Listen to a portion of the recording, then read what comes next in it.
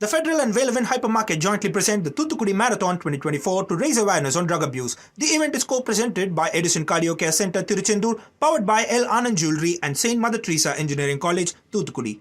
Hello and welcome to the Federal. A very dramatic development unfolded in India's eastern neighborhood today. 76-year-old Bangladesh Prime Minister Sheikh Hasina, who ruled her country since 2009, was forced to resign following a violent protest ostensibly orchestrated by a student conglomerate called the Anti-Discrimination Student Movement.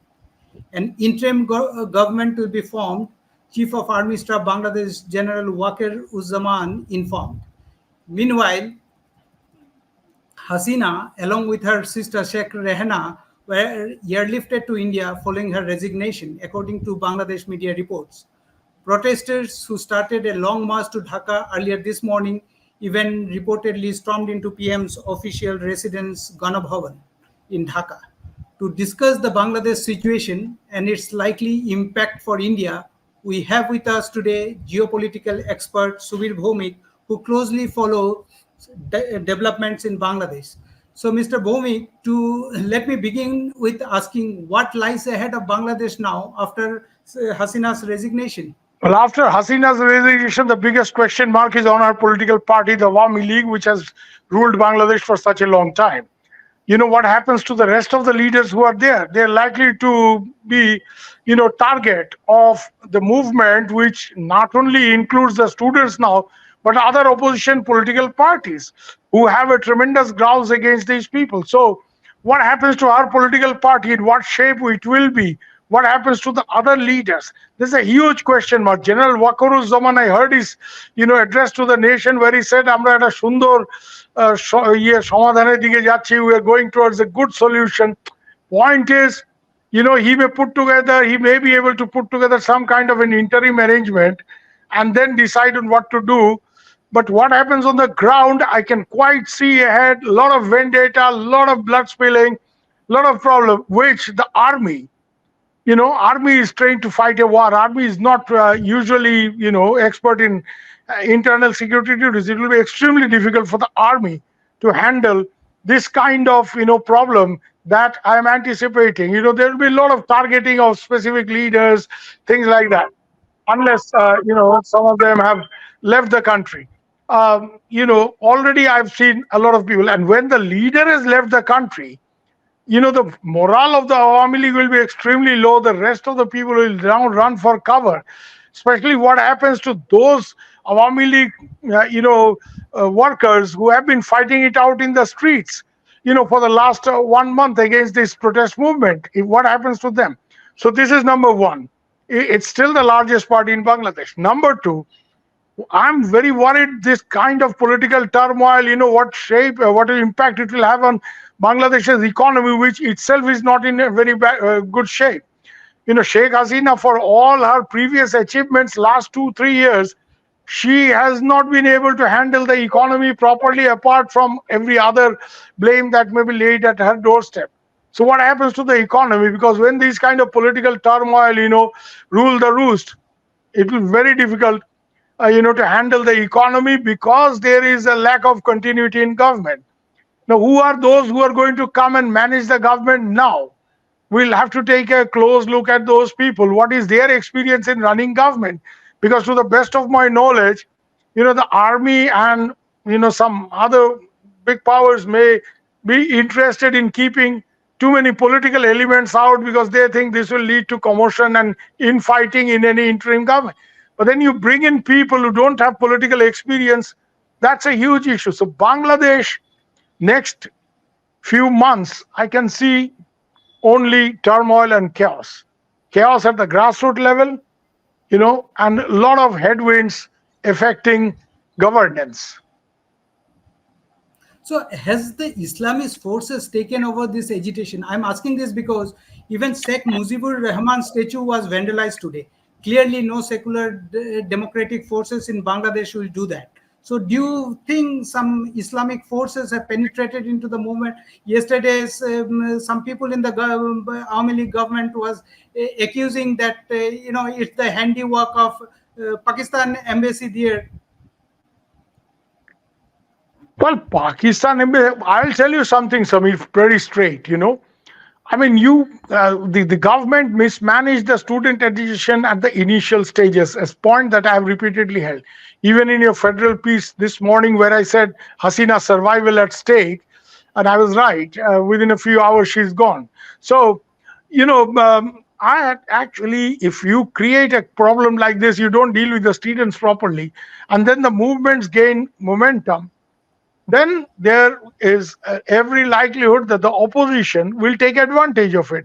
It's quite likely, it's definitely the case that the opposition, BNP and Jamaat Islami, who have been on the back foot, Jamaat was recently banned. So Jamaat has an extra reason to fight back and to take advantage of this movement and to sort of bring Hasina down. So that's one reason why you will find that the quota issue which started the movement no longer remained the main issue. Last 5-6 days the real issue was bringing down Hasina. So obviously the opposition had tried to take control of the movement and had been successful because of the groundswell of anger against this government. They took advantage of it. Any opposition party would do that actually anywhere in the world. When there is a farmer agitation here in India, you mean to say the Congress will not like to take advantage of it? Of course they will. It's the opposition parties everywhere in the world will like to take advantage of such situation. But if the government has handed it on a platter to them by their own misgovernance, mismanagement, mishandling, well, you can't be blaming the stars for that. This initial demand to scrap 56% quota in government job was almost met when the reservation was significantly watered down by the Supreme Court order. Then after that, what happened? What triggered the fresh wave of No, violence? that's exactly, Samir, that's exactly the point. That when this judgment came on June 5th, that the quotas have been restored, all that Sheikh Hasina had to do was to tell the students that, look, I had taken the quotas away when your agitation started in 2018. It's some people had gone to the court and the court has given a judgment and the new complications have been created by the court judgment. But this is the High Court where the judgment has come through. My government, what she did finally, she should have said then that I'm going to appeal my government will appeal in the Supreme Court and, have a faith in the court, have a faith in my government, will set it right. Instead of doing that, she attacked the students. She said, Raja Karer Bacha, this, that, and all kinds of stuff, which provoked the movement. And in Bangladesh, when the student movement gained steam, it's very difficult for any government with all the condign instruments of the state at their disposal, to handle the situation. Very difficult, extremely difficult. So if the student movement was not handled properly at the initial stages and the opposition took control of it at some point of time, well, then Sheikh Hasina, has only to blame herself for it. Mismanagement. So I would say that this whole issue could have been easily handled at the initial stages without any recrimination. But, she mismanaged it. And I don't know on whose advice she did that. But she is having to pay for it now.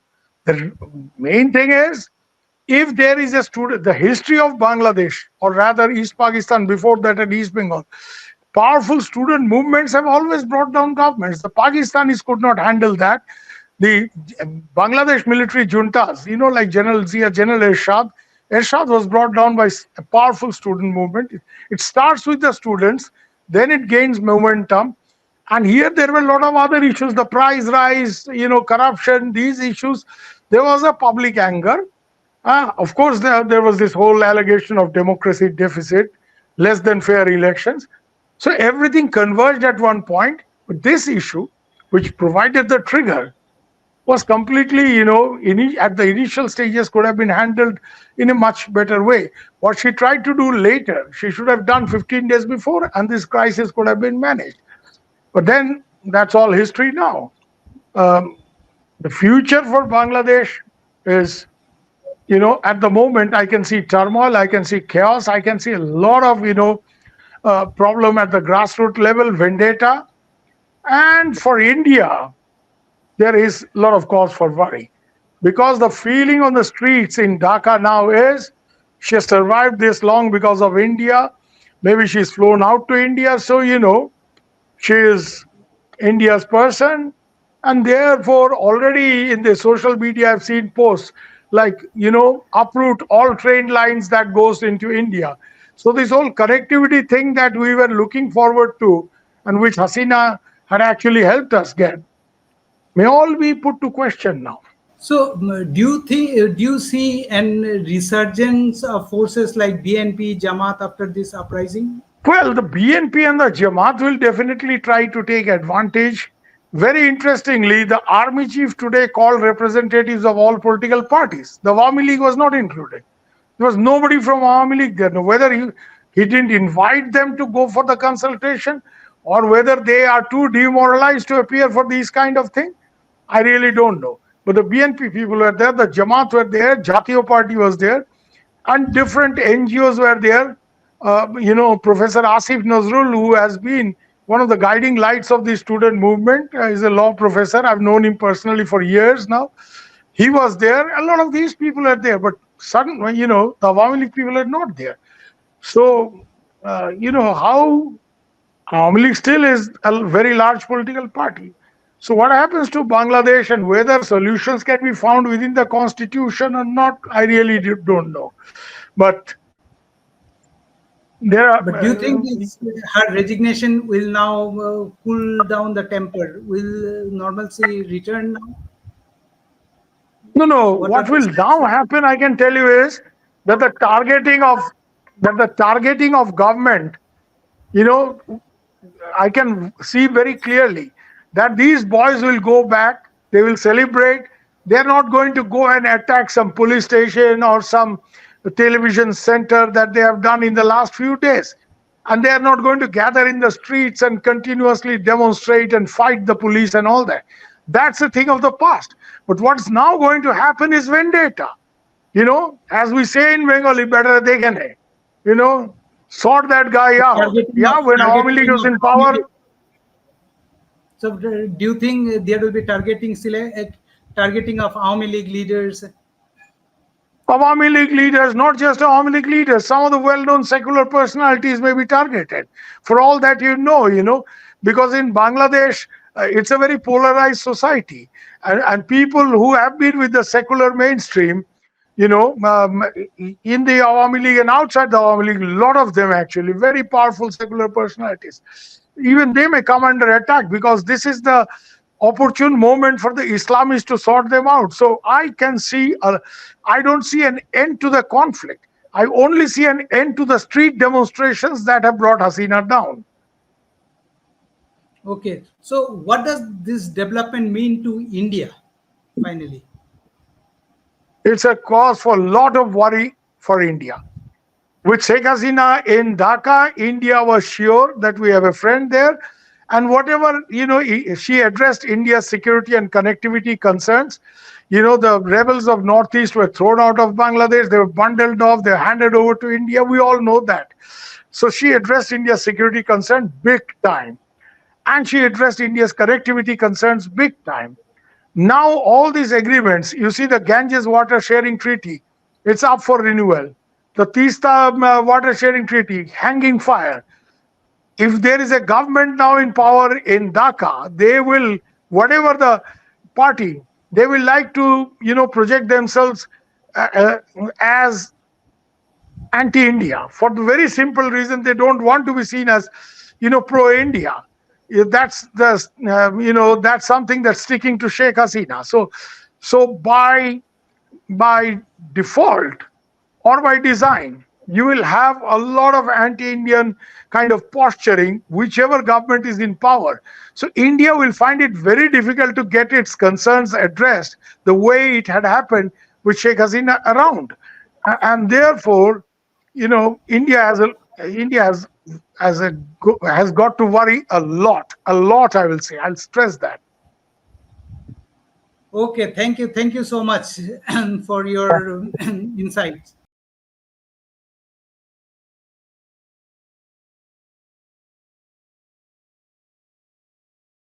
The Federal and Velvin Hypermarket jointly present the Thuthukudi Marathon 2024 to raise awareness on drug abuse. The event is co-presented by Edison Cardio Care Center, Tiruchendur, powered by L. Anand Jewelry and St. Mother Teresa Engineering College, Thuthukudi.